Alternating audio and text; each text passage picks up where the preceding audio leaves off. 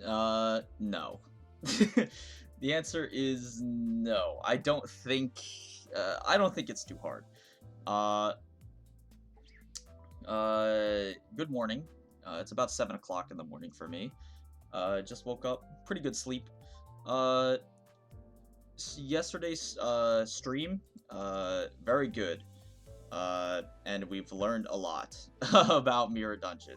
But I want to talk about Mirror Dungeon hard because on social media it's kind of blowing up because a lot of people are uh, are like, well, this is way too hard. We need to nerf Mirror Dungeon. It's way too hard. It's impossible.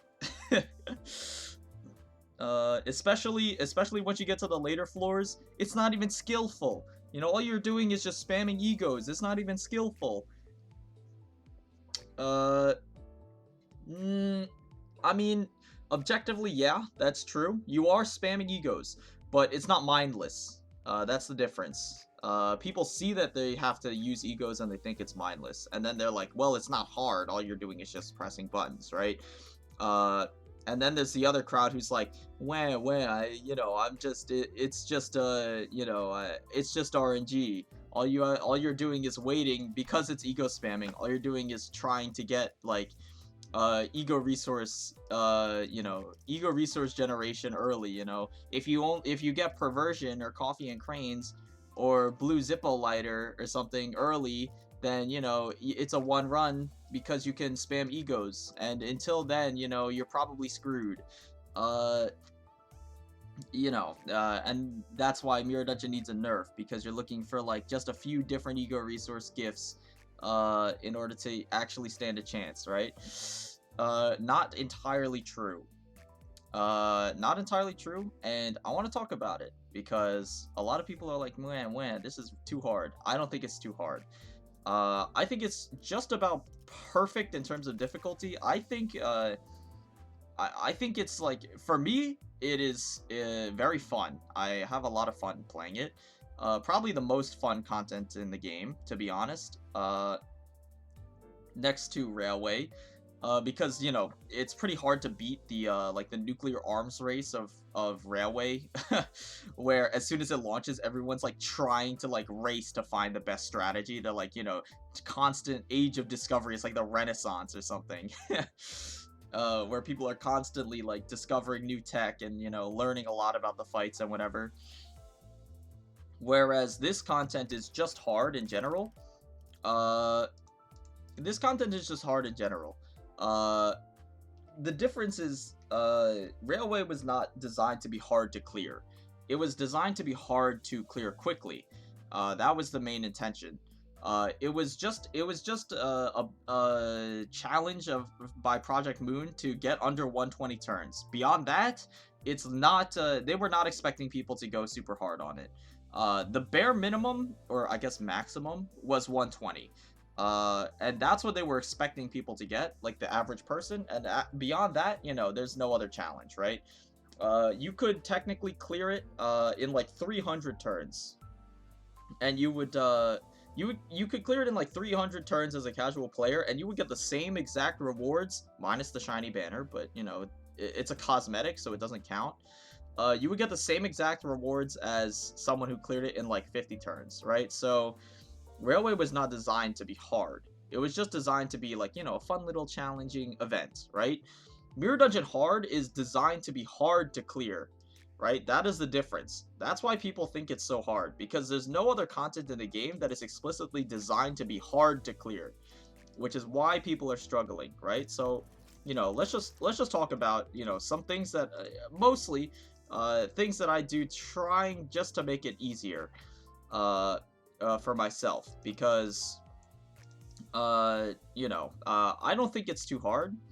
And if you think it's too hard, hopefully this can help you. I just want to talk about it because I feel like I'm definitely in the minority on this one. At least I feel like I'm in the minority. It could be the vocal minority that's complaining about it, but I don't know. So, anyways, first things first, starter buffs. I don't run with starter buffs. The only starter buff I have is starting cost plus 50. which I just bought like on a whim in the first mirror dungeon, just to see. But you know, beyond that, I don't have any starter buffs. I think these are OP as fuck, so I don't buy them. But if you have them, obviously, they are really, really broken. One step further gives you another 50, so you start with 300 starting cost. 300 starting cost allows you to buy 3-star IDs instead of 2, which is obviously super OP. So, you know, if you're struggling, get here. If you're struggling, Fortuitous Find also gives you an insane amount of money for free, so it's broken. Also, Fighting Spirit and Spirit to Push Ahead give you total of 3 bonus offense level, which will matter because offense level gives you clashing power. So, you know, you will probably this will help you clash, especially in the earlier levels. In the earlier levels, if you're trying not to use egos, these will help you clash much better. And then there's also obviously the health buffs, but Autogenic is super overpowered.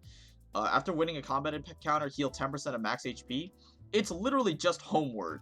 Like one of the most OP gifts in this I've found is Homeward, right? Homeward is super, super strong, because you basically can just have infinite HP and not have to care about tanking anything and HP resource management. Autogenic is literally just Homeward, except it's active from the start, so it is brain dead how overpowered this node is. And then the bottom node, I mean, speed is whatever. I mean, speed is whatever it is. I don't really care that much about speed. And then Stalwart Spirit, disgustingly overpowered. Removes the first stagger threshold of all IDs. So they just all become tanks. If they were not tanks already, because even without it, you can still tank stuff. And you know, Mesh Possibilities is fine. I don't think it's as good, but yeah, I mean, if you're struggling, first things first is just get these. These buffs are all disgustingly overpowered. So, you know, go up to Fortuitous Find. Bare minimum, go up to Fortuitous Find. I think that's top priority, is get up to here. This is like the most overpowered buff. Beyond that, offense level bonus and Autogenic are also disgustingly good. I think probably Fortuitous Find and Autogenic are like the most overpowered nodes on this skill tree. Beyond that, get offense level if you don't know what to do, and then get Stalwart Spirit because it's OP. So, you know, if you're struggling, with hard mirror dungeon, get these things, because these are literally like these are like crutches basically. And the only reason I don't have them, I would buy them, but you can't turn them off.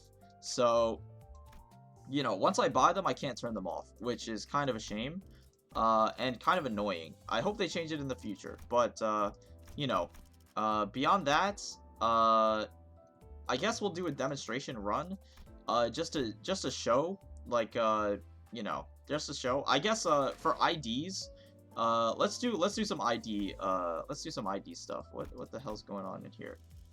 Oh, this was my railway team. Let's do some ID analysis. All right. So there's some slept on IDs. Obviously, Mirror Dungeon 2 promotes 2-star usage because they're free. So, you know, what 2-star should I bring? There are some that are slept on, and there are some that are obviously strong. The ones that are obviously strong, LobCorp. Everyone knows LobCorp is really strong. And then what? That's like it. I think for like 2 stars that people really think that are good. I use Kurkumo Honglu. People he is not that good. The only reason I use him, honestly, is because I have him leveled already. And again, I'm using level 30 units. If you're having trouble, use level 35 units. I just don't want to invest. I don't want to invest tickets into LobCorp Faust. Because I just don't have that much XP lying around, because I'm a little poor boy. So, you know, I'm using level 30 units. If you're struggling, do the skill tree, level up your guys. But LobCorp Faust is like Obviously really strong. For the most part, what you want to look for in 2 stars is their clashing potential. Above everything else, in every ID, clashing matters above everything else. Alright? So, it's kind of like, I said it on stream. In Darkest Dungeon, I play Hard Mirror Dungeon almost very similarly to how I play Darkest Dungeon, and I'll explain it later on. But the first thing you need to know about that game is that accuracy is the most important stat. Accuracy is the most important stat because it's better to hit the enemies consistently than to hit them harder but less consistently. Because consistency is the most important thing when you're in a game that has a lot of RNG elements, right? And in this game, we can agree it has a lot of RNG elements, mostly coin flips. Coin flips are, like, absolutely troll in this game. So we want to minimize the amount of coin flips we have to do. And we want to get consistent damage on the enemies, right? Like, Kurikumo has good damage, right? He has good damage, but he cannot clash consistently. His clashing is actually shit, across the board pretty much. His clashing is actually terrible.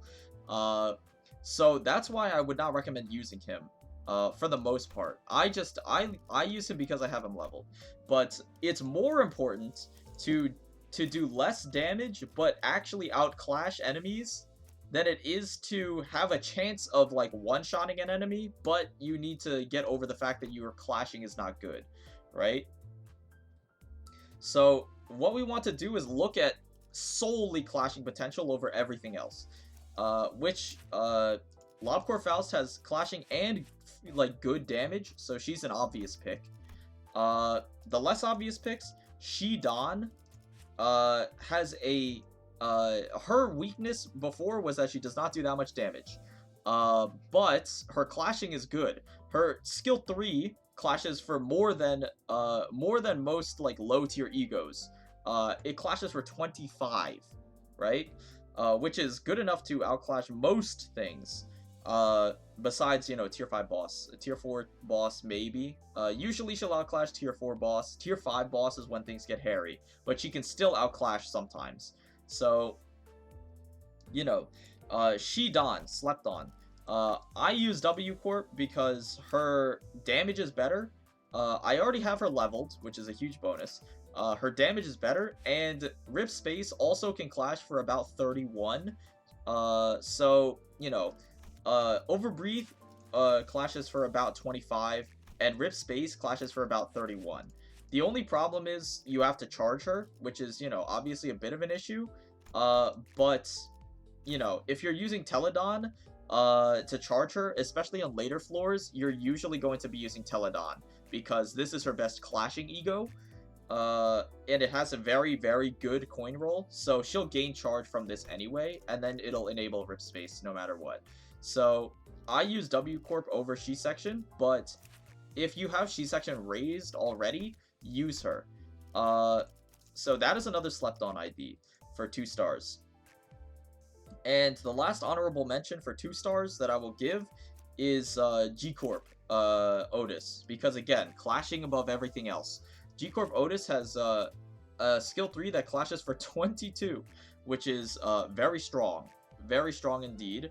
Her damage, remember, we don't care about damage for the most part, because if we were using, like, 7 section Otis, she's just not going to be winning clashes in the first place, so she's doing 0 damage. So we'll take any damage. We will take any damage over no damage. So even if Focus does not do that much damage, it does more than 0, which is what we would get if we were not winning clashes. So, you know, G Corp Otis is also slept on. I would recommend, if you're struggling, you know, just consider, you do not have to bring these, but consider bringing them because they will help you clash. Beyond that, I use She Ishmael because, you know, Flashing Strike also clashes for about, what, 19, I think? It clashes for, what? It's like 19, right? Or is it 21? 4x4, so 16 plus 5. So it clashes for 21. 21 is an absurd number as well. So I use She Ishmael. She's a little bit annoying to set up at the start, but I bring her half because I already have her leveled, half because I already have her leveled, and half because Flashing Strike is really, really strong, and she is like my tank for the team. She's like my tank for the team. Because sometimes there's just times where you don't want to clash at all, and you're just like, fuck it, dude, I'll just tank this. And she can just take those hits, no problem. And if she dies, we don't really care. If she dies, we don't really care, especially on later floors. If she dies, we don't really care. Especially if you have healing. If you have healing on the team, like Fluid Sac or Homeward or something, and she's not really hitting below 50% threshold anymore, you don't really care if she dies at that point on the later floors. So yeah, if we're giving honorable mentions to 2 stars, these are the ones that I would really consider. Also, 7 Ryoshu is also really strong. 7 section Ryoshu, her skill 2, I don't have her uptide, but her skill 2 clashes very favorably at uptide 3. I don't exactly remember the number. I'm pretty sure it's around like 16 to 18 or something. So her skill 2 is very strong, and her skill 3 is also pretty good. It clashes for what, like 19 or something? So 7 section Ryoshu is also an honorable mention. These are the 2 stars that I would recommend. Probably don't bring Kurkumo Honglu. These are the ones I would recommend. And then obviously, you get your choice of 2 3 stars. So, I do not get my choice of 2 3 stars. I only get 2 because I don't spec into the skill tree or whatever, the Starlight tree. So, if you the 3 stars I would choose at the start. Usually what I do, I don't have Shidan raised, so I bring W Corp no matter what. And then it's up to you whether you want to bring Heathcliff, or if you want to bring Rabbit or Spice Bush, or Ting Tang. If it were up to me, I would bring Spice Bush and Rabbit. But you know, I can't bring them both, so I would usually I go Don and then Rabbit as my 2 3 stars of choice, and then I pick up Spice Bush later because Isong is pretty critical for most of my strategies on the later floors. Because of his egos. His egos are very, very strong across the board. So you need to pick him up. Or you could optionally roll with Ting Tang, because Mutilate is the highest rolling, pretty much the highest rolling normal skill in the game. Rolls for 30, which is, you know, obviously super absurd. It is the consistently the highest rolling basic skill in the game, pretty much. So, you know, Ting Tang is also a must-have. Later on into the run, mostly, like, he's pretty much a must-have, but I bring Kurikumo, and then I upgrade him into Ting Tang later. Like, I promote him into Ting Tang later, usually, is what I do. So, besides that, I've seen people bring Gripper Sinclair. I'm not super partial to him. I think he's, like, personally, he just doesn't suit my playstyle. I don't really like managing his sanity when I have to manage, like, a bunch of other stuff. So, I don't usually bring him. But obviously, his skill 3 clashes for 30 as well. Less consistently than Mutilate does. But his skill 3 can clash for 30. As long as he's low-ish sanity. But I don't really like bringing him because he does have elements of RNG unless you're literally at negative 45. Right? So while he can get more consistent after the sanity change, I still don't like usually bring him, because he's still not like I'm gunning for maximum consistency basically. Like, my strategy is mostly maximum consistency, and Sinclair is very strong, but he is not maximum consistent because he can never stay at negative 45. Whereas, you know, Ting Tang can constantly stay at positive 45 and mostly consistently roll 30, right? So that's like, you know, if you're struggling, this is mostly what I would aim for. I would bring if you have Shidan, then you can bring her, and then I would bring, in that case, I would probably bring Isong, Heathcliff, and Ting Tang as my 3 stars of choice. And then, you know, you could take your pick. I'd say LobCorp Faust is generally a must-have early on, just because she's very consistent, and you're going to be using her egos anyway later. So, you know, always bring her. And then from there, it's your choice of 2 stars. You know, Shidan is pretty good. 7 Section Ryoshi is pretty good. She Ishmael is pretty good, and G Corp Gregor, or not G Corp, G Corp Otis is pretty good. The other sinners don't really have like excellent IDs besides Sinclair if it's your personal preference, but it's not mine. Rogia kind of struggles. Rose Banner does not really have good clashing numbers. She's mostly damage, so I don't really bring her. For the most part, I literally just keep her on the bench. That's another reason why I don't bring Gripper, because Rogia support passive gets a lot of value here.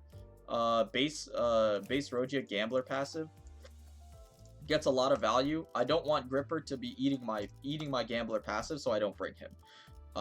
Basically, right? Because Rogia does not get that much value in the actual dungeon herself. Her egos are fine, not fantastic. And her IDs are nothing special in terms of clash power. So I keep her on the bench. Same with Mersault, I keep him on the bench. And same with Gregor, I keep him on the bench, right? I've seen people do Chains of Others spam strategy on Mersault. I don't think it's entirely necessary. People swear by this on the, especially on the last floor boss. I'm not gonna say it's bad, because Chains of Others is extremely broken. If you can just use it every single turn. 5 bind and 4 attack power down is undeniably strong. But most of the value is from the bind. I feel like, most of the value is from the bind, and Isong's base ego, Crow's Eye View, gives your entire team haste. So it functionally does the same thing as Mersault, except he also is just a better ID, and his other egos are just better than Mersault's, which is, you know, a tough sell because Pursuance is super strong.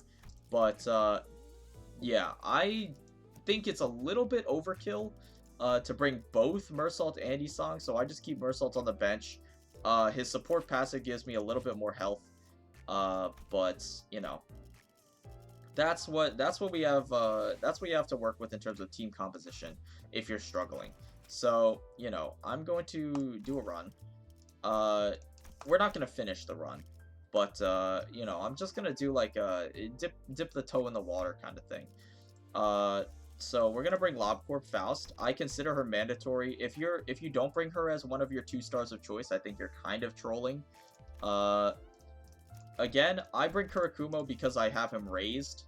He is hard to use, but you can still make him work. I still make him work to good to good effect. But if you have another 2-star raised, I would bring someone else. Probably I would bring like 7 Section Ryoshu, or G Corp Otis. I'd probably say Ryoshu is probably better than Otis in that sense. Or if you're able to buy 3 3-stars at the beginning, then you should buy Spice Bush or something instead, or Ting Tang. You know, either one of those. But you know, obviously I cannot, so this is what we're gonna work with. Once you get into the levels, first thing you want to do is look at all of the types, the damage types. Damage types are very important to pay attention to. I feel like people don't pay attention to them as much as they should. The damage types for the levels matter a ton. The reason is maybe not what you think. The reason they matter so much is because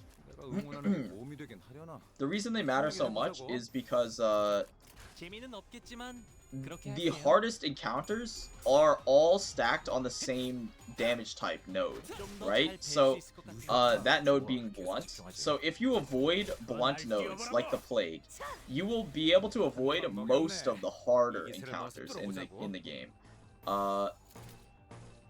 And the reason why is because blunt nodes, all of the, like, pretty much all of the hard encounters are blunt. So If you just avoid all blunt nodes, it will be way easier for you. Let's go. I need wrath, so let's just go here. The hard combats are N-Corp, a blunt team. Well, we'll just go over all the blunt nodes. Okay, so there's one blunt node that is easy, and it is G-Corp. G-Corp, if you have to take a blunt node, like if you just box yourself in and you're forced to take a blunt node, then just hope it's G-Corp, because G-Corp is super easy. Because they pretty much just die to, like, a fluid sac. Like, they all just get insta-staggered and die. Besides G-Corp, all of the blunt node encounters are pretty cursed. N-Corp is extremely cursed, because N-Corp is a very snowball-y team comp. What they will do is they will debuff the shit out of you. If they win like a few clashes on you and start sticking debuffs on you, you will just slowly like die over time, basically, because their debuffs consist of like bind, attack power down, and paralyze. So once they start sticking attack power down and paralyze on you, it will become harder and harder for you to win clashes. So they'll just chain hit you. Like, turn after turn, they'll just chain debuffs on you, and you will just start to die, like, basically, right? And they're also bulky, and their stagger thresholds are kind of, like, medium. Their stagger thresholds are not free, basically, so it's really scary once they start like getting momentum on you. So N-Corp sucks. And then the other two encounters in the blunt nodes are also terrible. One of them is well, they're both actually Technology Liberation Alliance encounters. One of them is the Ego users, the Red Sheet and Sloshing Ego users. That encounter sucks because the Sloshing Ego users are super tanky, kind of annoying, and they clash for like medium to high. And then the Talisman, the Red Sheet users are extremely hard clashers. So we see a blunt node, we're going to avoid it like the plague. Do not ever take blunt nodes if you can. If you have the option to, do not take them. Yeah, the Red Sheet Ego users are really, really fucked in terms of their clashing numbers. Their numbers are disgusting for clash power. So, you know, you want to avoid those if possible. I mean, we'll just tank a little bit. If we miss these clashes, it's okay to take some damage on the early floors. Don't sweat it. I'd rather not use Ego. It is thundering outside. I apologize if you can hear that. A little bit of inclement weather. But yeah. Those guys suck. Because the Red Sheet guys clash like demons, and the Sloshing guys are annoying, just annoying overall. And then the last encounter on the blunt nodes is the what's it called? The Technology Liberation Alliance robots, right? The Wrecking Ball and the Big Buzzsaw robots. Those are like pretty much like worst case scenario. It's like those three encounters, N-Corp, and then both Alliance encounters are terrible. I'd say they're all equally trash. I think the robots are probably my least favorite, followed by N-Corp. But they're all terrible. So the robots are, you know, they are super tanky, and they don't ever get staggered. Pretty much. Their stagger bars are super low, and they have like hundreds of health, and they clash like motherfuckers. So, you know, just overall, really, really bad. Really bad. So just avoid blunt nodes if you possibly can. Please, if you're struggling, avoid blunt nodes whenever you can. Are we below 50% here? Barely not. Wow, that is unfortunate. Okay, we'll tank a little bit then. That does 66 damage. Okay. Sure. So beyond that, there's, you might be wondering, like, you know, okay, if you, because there's obviously a meta, I guess, like a sentiment shared by the community where if you, don't get ego resource gifts early, then, if you don't get ego resource gifts early, then you will not be able to succeed consistently.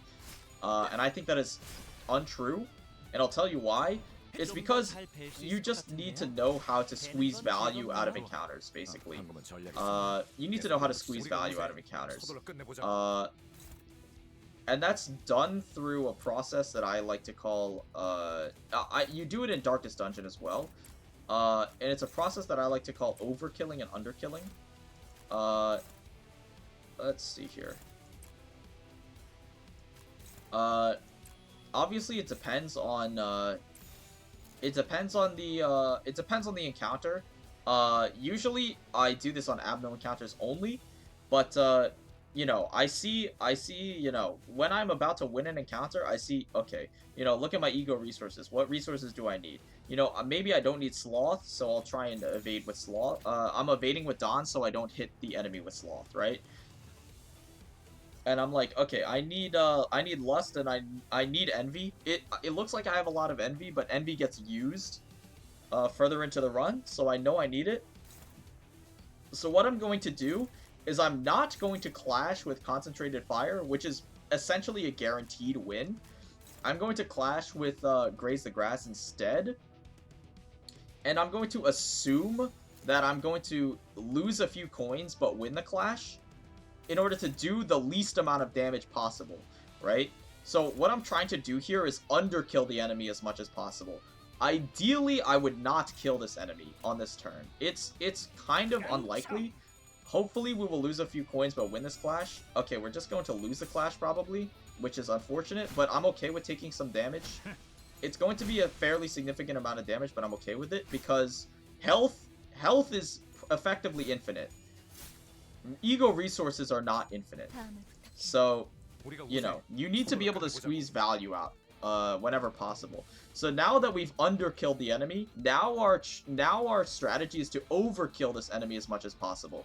So we're going to use our weakest skills possible. So 23 damage, we're going to use that. 23 damage, we're going to use this. This will, in theory, probably not kill it. Hopefully it does not kill it. There is Rupture in the calculation as well, and Fragile, so it probably will end up killing it.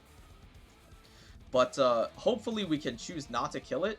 Again, we do not need Gloom or Sloth, so we're going to evade. And then I look on the right, I'm like, okay, I need Rat, so I'm going to use a Rat skill in order to overkill this enemy as much as possible. Hopefully we can get 3 ego resources out of what would have been just a 1 turn. Just like, hopefully we can get 2 or 3 ego resources out of this enemy that is staggered, right? We can squeeze some value out. Hopefully it will not die. Perfect. Absolutely perfect. So we end up, out of this 1 enemy, we ended up getting 2 Lust and 1 Wrath. Just for the small price of Heathcliff taking some menial damage. Which probably won't end up mattering. We don't really care about ego resource, or ego gifts here.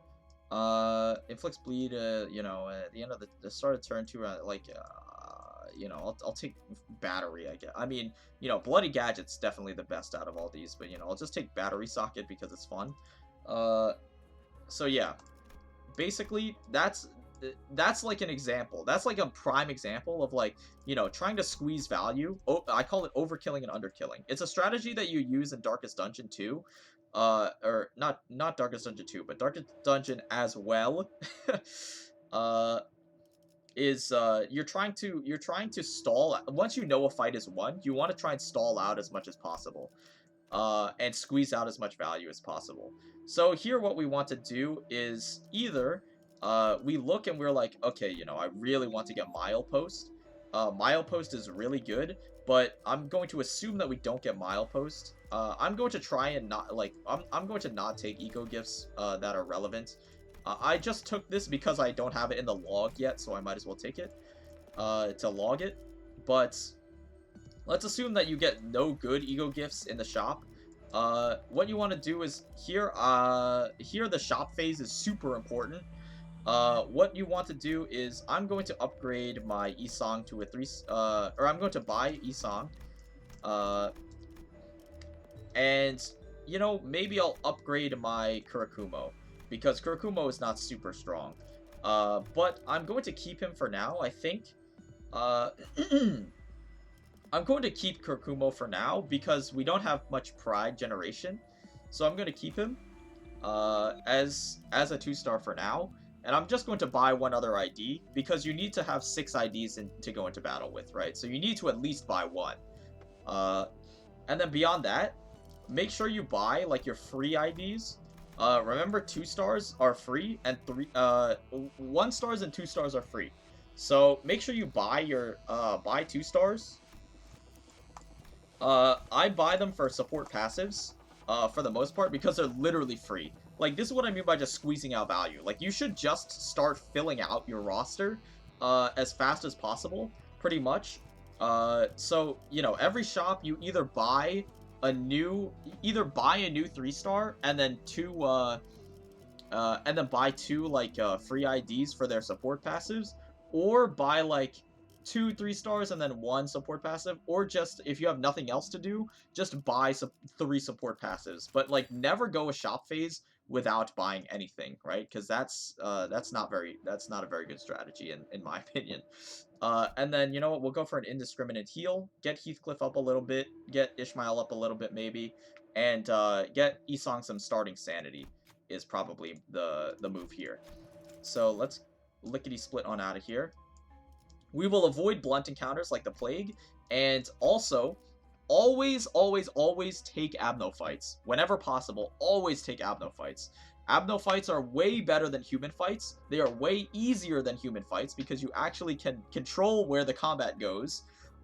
It says that it's a blunt encounter, but don't worry about it. We don't care because it's an Abno fight. So it is not possible for it to be any of the hard ones. Like, it's not possible for it to be N-Corp.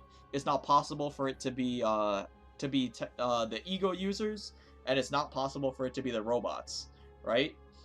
Because it's an Abno fight. So even if it says blunt, if it's an Abno fight, you always take it. They are generally easier than human fights. They give you more cost when you win them, and they give you 75% chance of an ego gift. So always take them whenever possible. That's also like my strategy. Let's go like this. So, you know, just another piece of advice. And also, the Abno fights are a lot easier to control in terms of, again, the strategy that I used before, overkilling and underkilling. You can set up more scenarios where you're overkilling the enemies and then underkilling them in Abno fights. Compared to other fights. These guys unfortunately outsped the shit out of us, which is a little bit annoying, but it's fine. All we have to do is just kind of outclash them. Smile. Just outclash them. Forehead. It's a bit of a problem, but it's okay. Because these enemies are pretty weak early on. Let's just tank a little bit on Ishmael as well, just the usual. And we want to do fair but not insane damage. I don't really mind if Honglu tanks this hit, frankly, so I won't use an ego on him, but we will be using Fluid Sac just to get our sanity up a little bit, and maybe regen Heathcliff a little.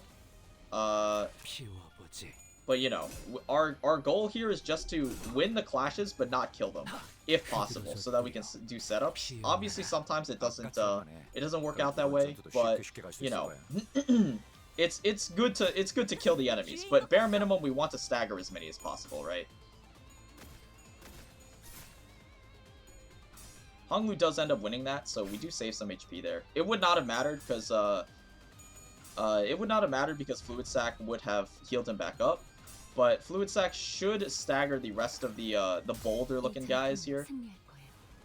So we got our setup very nice and very nice. So yeah, we have a bunch of staggered enemies and then this one, you know, remaining bozo. We're going to use, we can't use Ishmael because she's slow as hell. Okay, I guess, all of our dudes are slow as hell, so we're going to just use, Leap. And then here is where we want to start doing our strategy again. So we look at what ego resources we need. We're like, okay, we're low on Gluttony, we're low on Pride. Our Pride generation, again, is terrible because, our only Pride generation is Isang, skill 3, and then Cloud Cutter, but we did not get any Cloud Cutters yet. So what we want to do is we want to underkill the enemies whenever possible. So, you know, we see, okay, these guys 73 health. We do 60 damage with this. So, sure. And then after we bring them to 1 HP, we want to overkill them as much as possible. So what I'm going to do is I'm going to use, let's go, like, Catch Breath or something, right? And again, over here, I'm going to say, okay, I want to underkill this boulder guy. So, you know what? Actually, the boulders are slower. The boulders roll 1 to 2 speed. These guys roll 4 to 6. So we're going to want to underkill this guy, right? And then we're going to want to overkill him. We're going to be hitting him for 120 here. So we're going to overkill him massively, right? And then again, over here, we want to underkill these guys as much as possible, if possible. But it looks like it's not going to happen. So we're just going to use deep cuts to finish this guy off. And this is how you would squeeze out more ego resources, right? Because now for this guy, for this one guy, we could one-shot him if we wanted, but we are not going to one-shot him so that we can get an extra resource out of him by using Catch Breath and Sprouting Bud, right? Same over here. We could easily one-shot him with Heathcliff with 120 damage, right? But I want to squeeze resources out of him with Cleave, so I'm going to do that first, right? I want to squeeze out some extra ego resource. So we're going to do that. This is what I mean by underkilling and then overkilling them. You want to underkill them, and then you want to use a strong skill to overkill them. Hopefully this guy lives. Perfect. So we're underkilling that guy. A setup for next turn. Very nice. Oh my god, dude, it is going down outside. But yeah. This will unfortunately kill this boulder, but it's okay. So now we've underkilled this guy. Now we can safely overkill him, right? So let's see. Same with this. We want to try and we can outclash him with Rip. Perfect. Rip will not kill him. So now we want to look on the side again. We're like, okay, we want Pride. So what we want to do is we want to use Cloud Cutter, right? Rip will not kill him, and then Cloud Cutter will kill him. So we can even use Soul Strike and Rip on him. I'm pretty sure he will not die. Yeah, I'm pretty sure he will not die to Soul Strike. So we can actually get 3 ego resources out of this one enemy. And then beyond that, we're looking at the side. We're like, okay, you know, we need Gluttony, right? We need Gluttony, so I'm going to use Concentrated Fire. This guy's 7 HP, but I'm going to overkill him massively, right? And then, you know, we can also absorb the clash over here, so none of our guys even have to clash with him. So if I did this math correctly, we should not kill him with either of these. And then, you know, Cloud Cutter should kill him, and we'll get 3 resources from this one enemy, right? This is kind of the principle of, this is kind of how you squeeze ego resources out. Like, out of that one enemy, I got 3 extra ego resources, when I could have, that's hilarious, but do not take Acipium. But, yeah, out of that single boulder, I got 3 extra resources, when, on the previous turn, I could have killed him, right? So, you know, that's how you farm ego resources in this. And doing that every single fight whenever possible gives you a ton more ego resources than the average player. So even without ego resource gifts, which people seem to be like super reliant on, just optimizing your gameplay like that and squeezing value out of it is really strong. I mean, you know, sure, whatever. Yeah, let's go here. So, you know, it's just a very, very, it's a very, very strong principle. And again, we get another fight. It's a hard fight instead of an Abno fight, unfortunately, but anything to dodge the blunt combat encounter, again. Usually I do not take these. The only time I take question marks is, when there's a blunt encounter as the only other option. Oh my god, dude. This thunder is fucking me up. But, yeah, I don't take question marks ever, because cost is better than getting a random ego gift. because it cost will allow you to buy one of 3 ego gifts, or will allow you to buy IDs, right? And that is always going to be better than than getting a single random ego gift, right? So that's the rationale behind that. Basically, I only take them if it's to dodge a blunt encounter, because we always try to dodge blunt encounters whenever possible, right? And then we get a hard encounter, but it's not blunt, so we should be okay.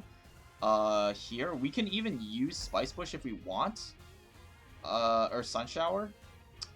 We could use Sun Shower. It would tank our resources quite a bit, but because we farmed up solidly, I don't have a problem with using it here. I do not have a problem with using it here. It doesn't hit heads, unfortunately, but it should be good enough damage in order to bring them either close to staggering or just stagger them. Yeah, like most of them are very, very close to staggering. This guy actually got staggered. I don't understand really why. Thankfully, we underkilled him.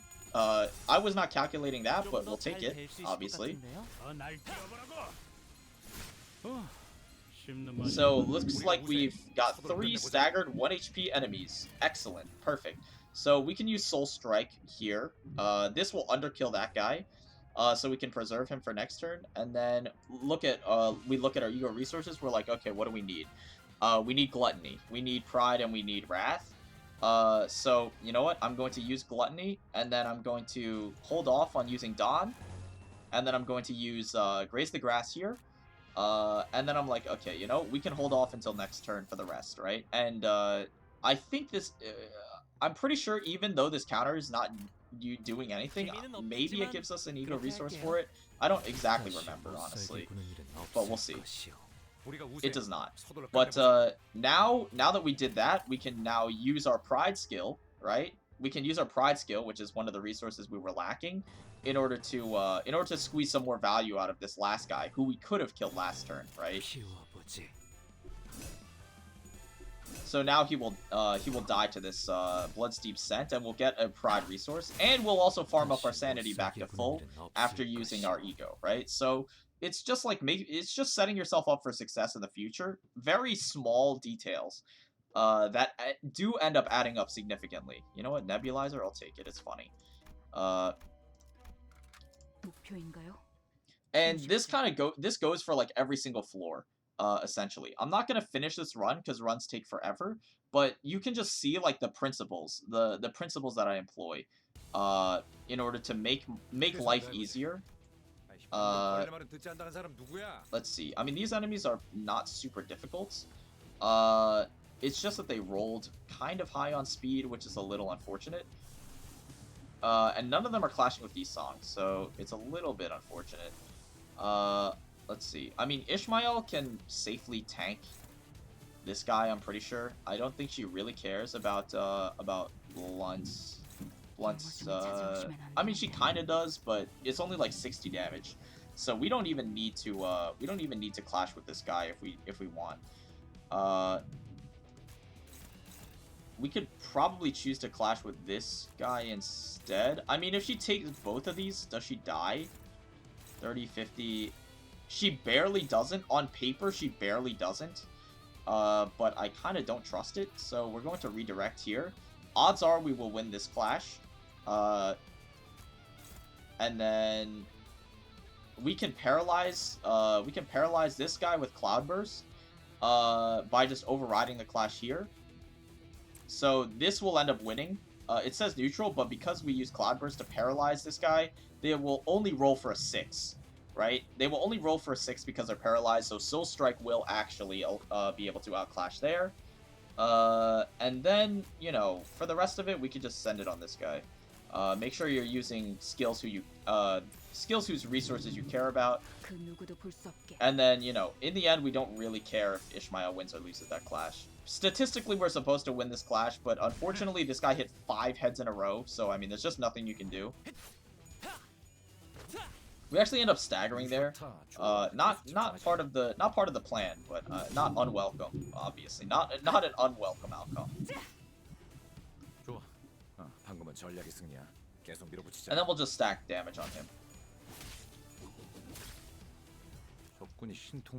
You know, Heathcliff getting staggered there is just really unfortunate, but it's quite alright. We can end up staggering this guy, so we don't need to actually worry about any of these skills, because Bloodsteep Scent will end up staggering him, so we don't care. We're going to do our underkilling, overkilling strategy on this guy. 35 HP, we'll use Soul Strike to squeeze out some value, and then overkill you with Cloud Cutter. And then over here, let's see if we can make something happen. We're not outspeeding this guy, so I think Heathcliff is just going to die. I don't think it's avoidable, because we're not outspeeding in any way, shape, or form. Which is just unfortunate, to be honest. Just very unfortunate. We basically have to hope that it doesn't roll heads on both. Like, he lives if they don't roll heads on both, essentially. So, you know, as long as they don't roll heads on both coins, we should be okay. But that would require this enemy to roll 6 heads in a row, because he rolled 4 heads, or 5 heads in a row, 5 heads in a row last turn. So that would be 7 heads in a row. I mean, what are the odds, right? At a 50-50? Like, come on. Come on now, right?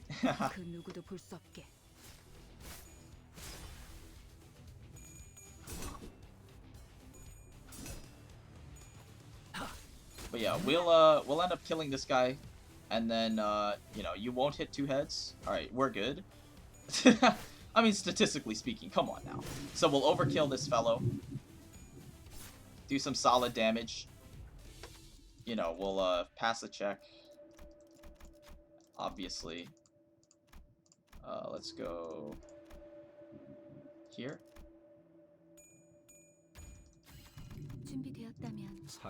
Sure. So, now, in theory, our goal is to underkill this guy, but I don't really want to risk it anymore. Actually, we could. We could actually do it. Here's the way we would do it. We would set it up so that, that Ishmael can stagger with skill 1. Fatal to Slash. So Ishmael should be able to stagger this with just her skill 1 probably. Or we could try and do it with we could try to do it with Cleave.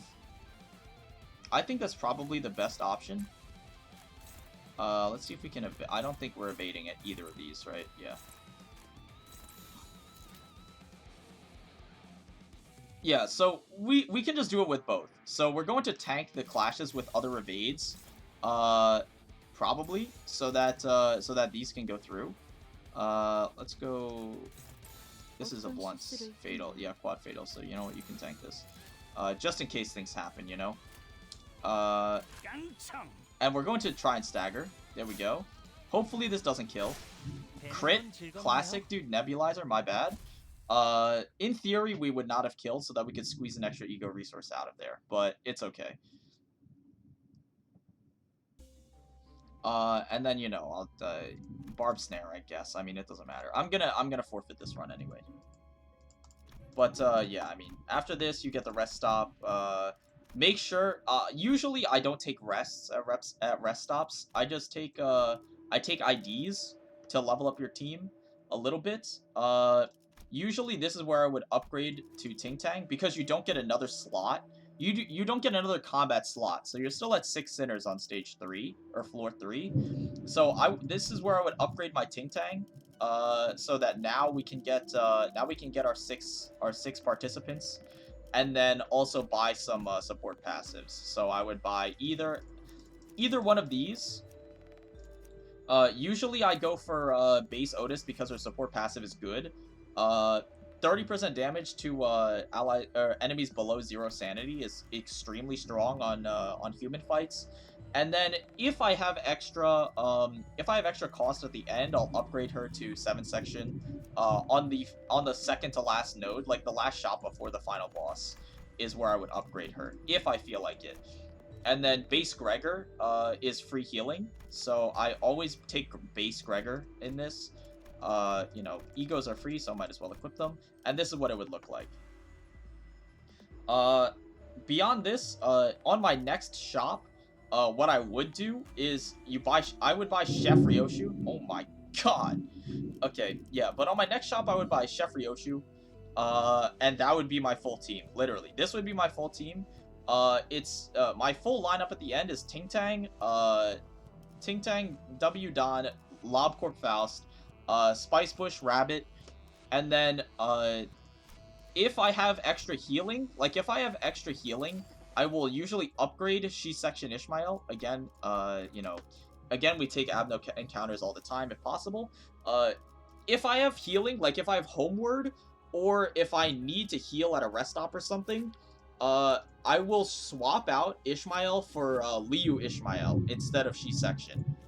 Because past the first floors, it is very hard to safely set her up. Like, it's very hard to safely get her under 50% again, because on the later floors, she will pretty much just die, for the most part. So if she ends up getting up to like 75% health again, and there's just like feasibly no way to set her up again on like floor 4 or floor 5, I would upgrade her to Liu, and then that would be like my final team. It would be like Don, Ting Tang, Rabbit, Liu Ishmael, Spice Bush, Lobcorp Faust, and then Chef Ryoshu. And then I would have a full suite of support passives as well. So yeah, that's basically how I would do it. But you know, those are like most of my tips. Those are most of my major tips for Mirror Dungeon. And just with that in mind, like, just getting, like, squeezing out your ego resources is really, really important, because again, egos are super important during the final bosses. You need a lot of egos. Like, everyone knows you need a lot of egos in order to get to the final bosses, and people who do not, people who are not concerned with getting ego resources early on into the run, will end up struggling, right? Like, you will end up struggling, and you'll be like, man, this is bullshit, you know?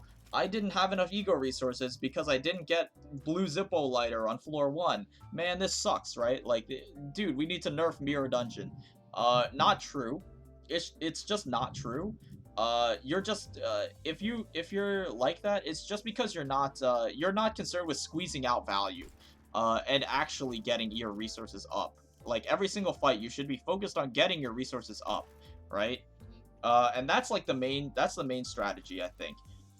And this will help you succeed much, much more, I think. So, beyond that, last notes, if you get Guido on floor 1, as your floor 1 boss, just, like, honestly, I'm not gonna say just reset, because that's messed up to say just reset the run if you get him, but, like, be prepared to use egos on him, because the Guido and Encore boss on floor 1 sucks massively.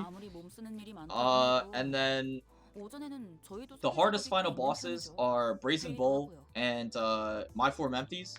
My Form Empties, I think, is harder than Brazen Bull. People think Brazen Bull is the hardest boss. I do not agree. I think he is easier than My Form Empties, because My Form Empties is a more complicated boss, and it is a much longer fight. So Brazen Bull might have bigger numbers than My Form Empties. Like, he might have bigger clash numbers, right? But the fight is not super long, and the strategy is very simple for Brazen Bull.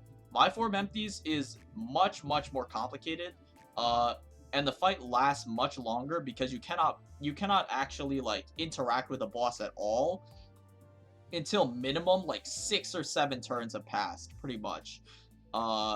Is when you can actually start killing the boss. And in those 6 or 7 turns, you have to do like 5 or 6 clashes per turn, right? And about 4 of those probably are going to be egos. So you're spending tons of egos per turn, right? So, you know, I think personally My Form Empties is the hardest boss.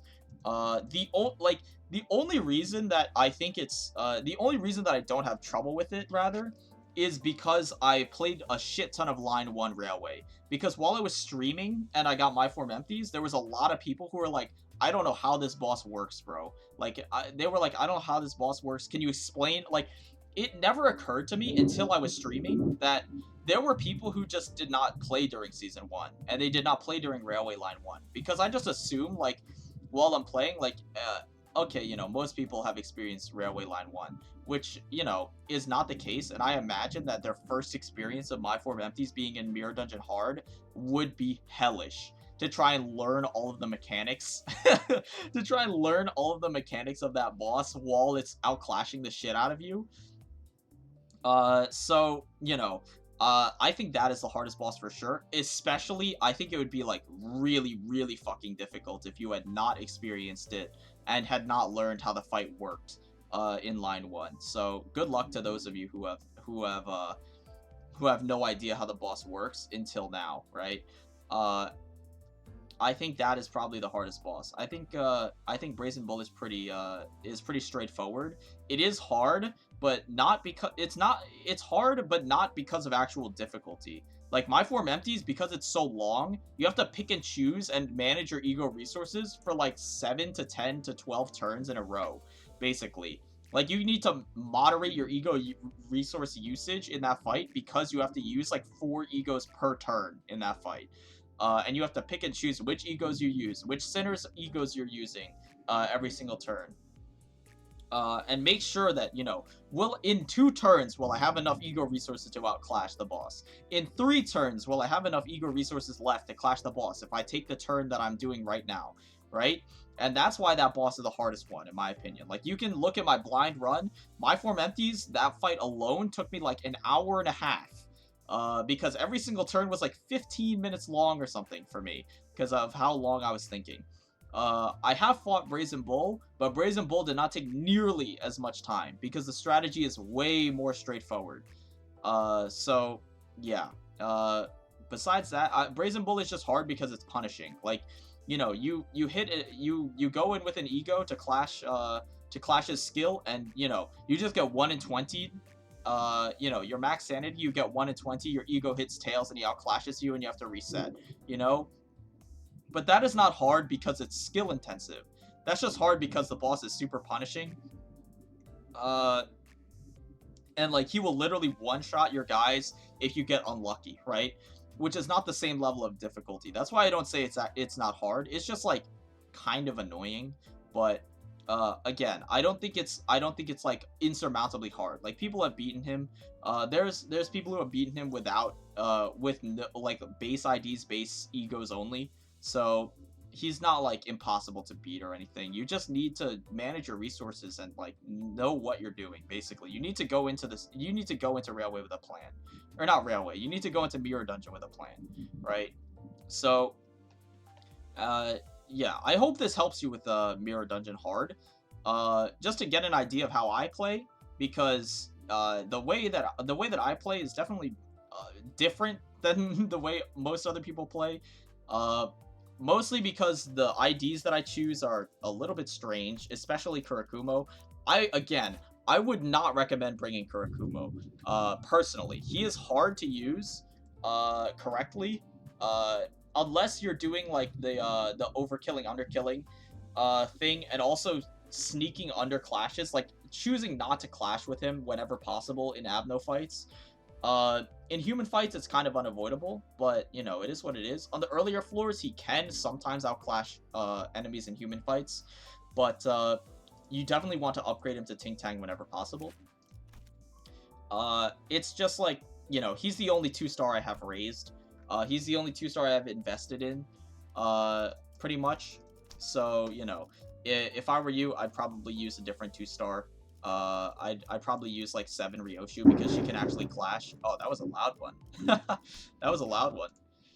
But yeah, I'd probably use 7 Ryoshu instead of Kurakumo if you were to start. And these are the recommended IDs options that I would start with. Or W Corp Dawn. Either one of these you could start with. If you want to go, if you want to start, I'd recommend going. I recommend if you have 300 costs, like if you're speccing into the skill tree, I'd recommend going Isong, Rabbit, and Ting Tang, and then taking as your secondary IDs Lobcorp Faust for sure, and then either Shidan or 7-section Ryoshu. Either one works. I think 7-section Ryoshu might be a better choice overall because she can generate pride. That's my pick. So I would go with Lob Faust, Spice Bush, Rabbit, Ting Tang, and then 7 section Ryoshu. That's who I would pick. Honorable mention to G Corp Otis. Honorable mention to She section Ishmael. Again, similarly to Kurakumo, the only reason I bring She section Ishmael is because I already have her leveled and uptied. And it works fine for me.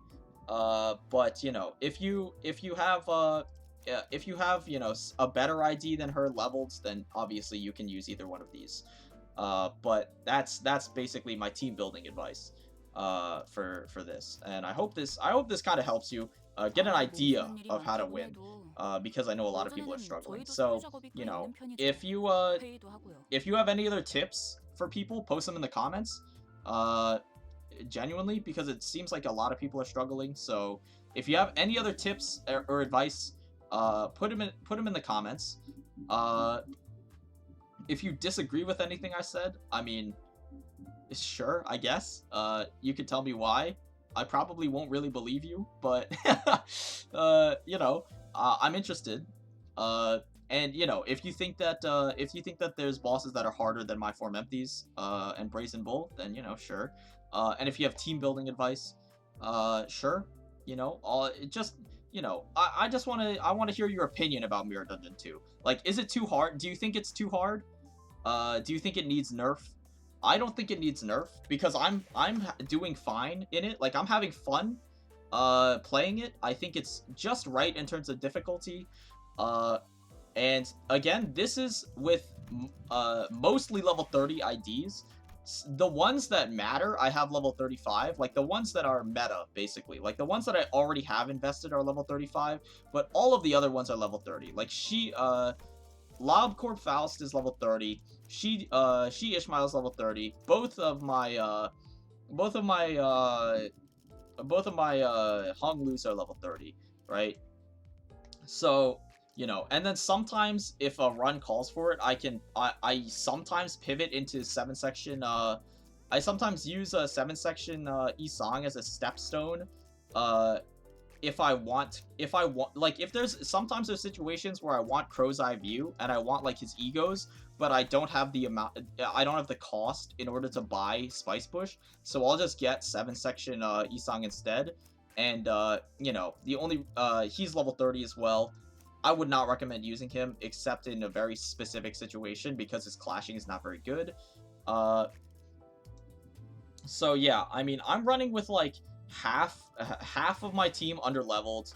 I'm running with no starter buffs except for the 50 cost, which doesn't change very much.